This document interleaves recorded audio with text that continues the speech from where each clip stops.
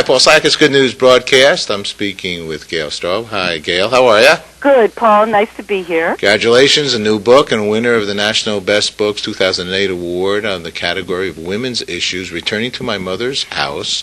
Then there's a little more that goes with it, Taking Back the Wisdom of the Feminine. Yes. I have it right? Yes, you do. That's right. Now, look at all these good people you have here. You have Christine Northrup, who's doing beautiful work. There isn't a woman alive who won't be able to relate to this lyrical, poignant and beautifully written story. Eve Ensler, our friend, says, unraveling the narrative of motherhood in all its forms, is a book of enormous transformation, intimacy, and heart. Wow, great. Okay, so tell us about the book, and why did you write it? Well, I wrote the book, Paul, because my mother died 30 years ago, and after I turned 55, she died when she was 55, and when I realized I was going to be older than she was, it was kind of a scary thing. And I began exploring her life and my relationship with her, and I found many themes that all mothers and daughters share, one of them being that sometimes a daughter lives the dreams or the unlived life of their mother. And so, though it was a very personal book, it was, in a way, I got to know my mother 30 years after she died. Many of the women who are reading it say that it feels like it's their story as well. Okay, so give us some examples of some of the things between you and your mom that you saw differently as you were writing this. Well, an obvious thing that many of us experience is that I realized she had a whole life before I was born.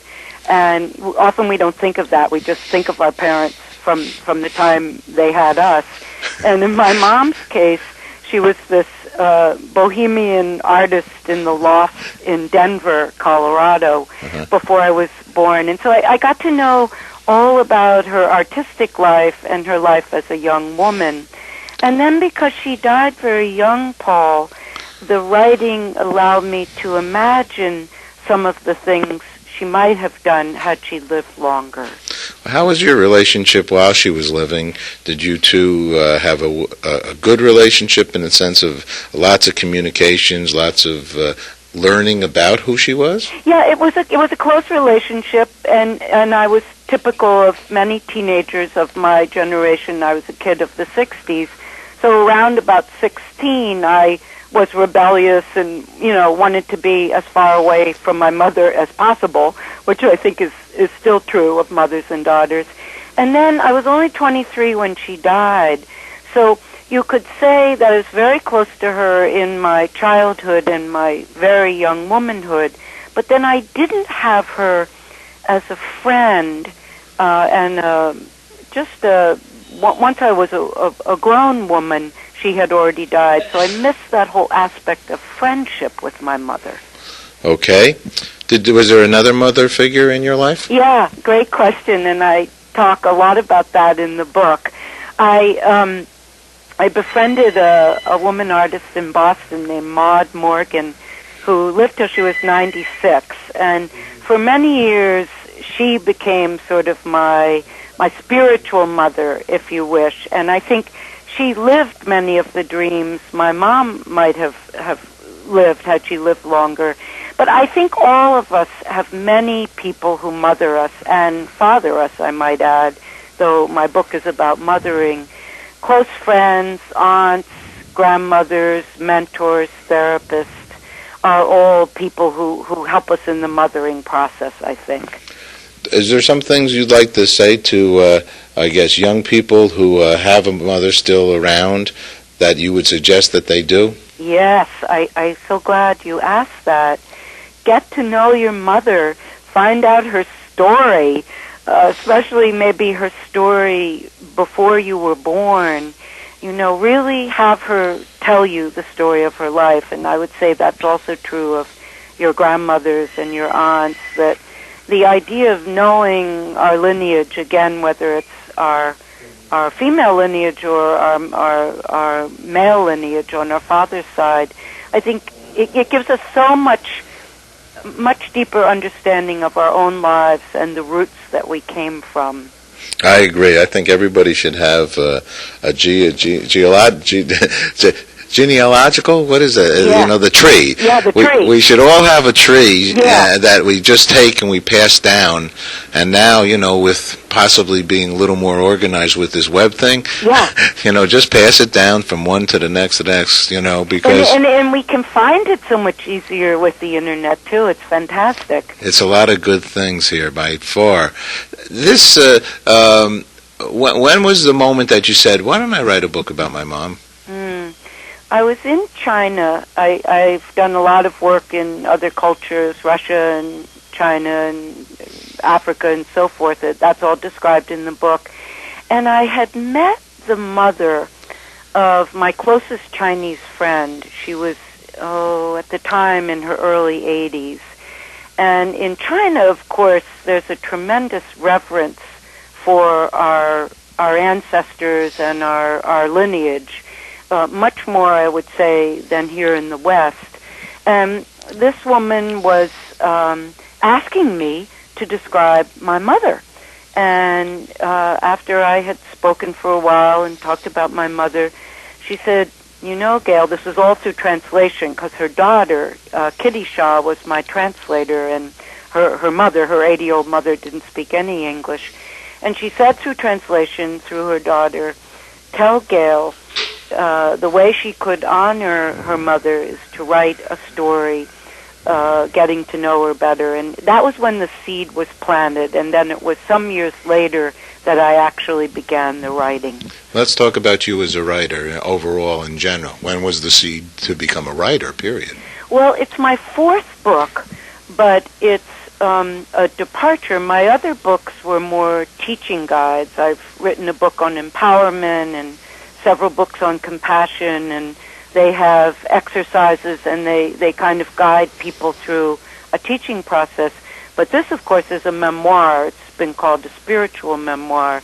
So what was scary for me, Paul, is unlike my other books, I had to reveal much more about myself and my family. A memoir, of course, is intensely personal. And I had to discover, I think, more of my narrative voice. In my first books, I think my teaching voice was strong and clear, but this is a very different kind of book. So it's actually, writing this book has opened the door to where I'm now writing fiction. I'm working on a novel. So it was a hard process for me, but a wonderful one, I would say. Uh-huh. I just was looking at your resume, and there was one thing that I didn't see previously here. Do you know a guy named Bob Bagar? Yes, we do. All right, so he's one of my loves, and Bobby, I just got off the phone with. You're kidding. And Bobby is the daddy of Good News Broadcast. Oh, you must tell him that you interviewed Gail Straub, and that both my husband David and I send our warmest regards, and we'd love to talk to him. So I'm going to give you his number in a second after we finish. But okay. But I'm getting goosepimples because the first Earth Run. So the reason why I'm saying that, everyone, is that you were the director, international director of the historic First Earth Run, a global initiative co-sponsored by the UN, UNICEF, United Nations Children's Fund, right? Yes, that's and right. ABC TV was in there too. Congratulations to all of them. At height of the Cold War and. So were you working with the UNICEF at that moment? Yeah, well, that's Bob worked very, very closely with David and I for many years on that event. He was instrumental in all the connections we made all over the world, and he was at our wedding. He and David go way, way back. I know now it's all coming to me. You're David Gershon. It's all coming to me. I know Bobby for about 15 years or so, and it's all coming to me. I think I've met David. I think I met him in the process of life here. Yeah, what a small world. It's all good stuff. Well, this is all really wonderful. And you, what's the name? You're still on the board over there, Omega Institute as well? Yes, I'm still very involved over at Omega. Okay, and they had nice things to say about the book as well. Well, congratulations once again for doing good things here and sharing them with the world. I believe the most important subject of the world, which is our family and our parents. Actually, I have a quote on today. Wait a second. Where is that quote? I want to read my quote that I put on today. Actually, I put it on yesterday. Actually, my whole business is built around my mother. And my mother was a librarian, and she gave me The Art of Positive Thinking by Reverend Norman Vincent Peale when she was the librarian at Temple Emmanuel. And I've actually, was my quote yesterday here, and I put this on, and it was called, "Hold your parents dearly, for the world will seem a strange and lonely place when they're gone," said William Luce. Wow, well, that there's a lot of resonance in that quote in my book, and I'd love to send your mother a copy of my book. Oh, my mother passed, and but through me, she's getting it, and through what we're saying, she's getting it in the way I see it all. Yeah, so, yeah, me too. We're still in we're in this forever. All of us together, we're one. I think so. It's a beautiful thing. Well, congratulations, and I'm so happy that that you continue on with good things, obviously. We'll say thanks for sharing the good news. Let me ask you one quick question. What's good news for you? What is good news for you? What's good news for me is when we're contributing to the world, when we're living our dreams, when our work is part of our passion, things like that. Beautiful. Thanks, Gail. Thank you, Paul. All righty. Bye-bye. Thanks. Bye-bye.